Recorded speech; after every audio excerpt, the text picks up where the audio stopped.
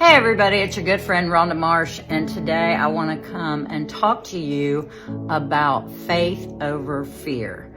I really want to jump into this subject about fear. I see so many people having so much fear out there, and that's the way that I combat fear, is with my faith. Now, faith and fear have something in common. They're both something that you can feel, but you can't see.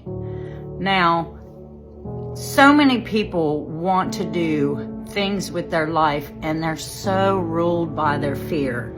I want to open a business, but I'm fearing it's going to fail. I want to try this, but what if it doesn't work? Well, here's the flip side to that. What if it does work? Why do we think automatically fear-based that it won't work? Think of the flip side of things. What if it does work? What if I open a business and it does succeed? Think about that, okay? Instead of thinking about your fear, put your faith into it.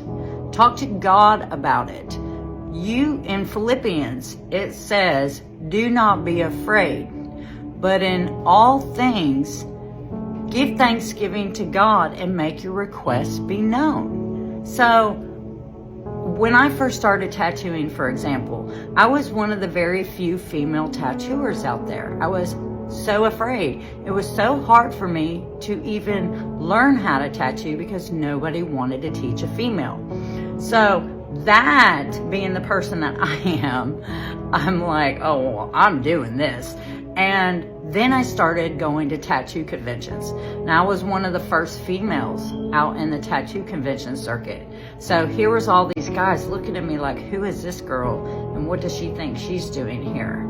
But I took on the approach of faith over fear. And I said, I will gain these guys respect. I will make them respect my worth. So I started competing. I started winning trophies. I started getting into Tattoo Magazine. I started getting a lot of exposure. Then when I was going to shows, all the guys were like, hey, Rhonda, what's up? You know, that felt good.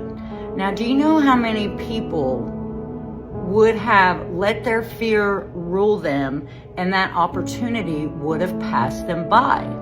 Now, think of it this way. What if it does work?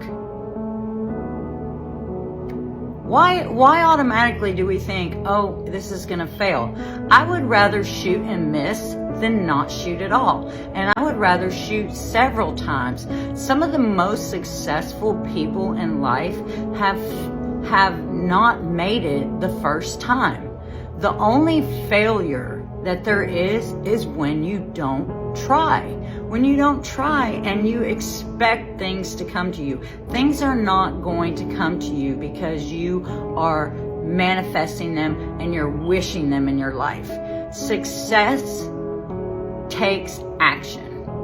It takes action. So a lot of people want to be successful, but when they see the work that has to go into it, then they kind of, I don't know, you know? So what kind of person are you? Are you the person that's going to take action towards the life that you want and not let your fears control you?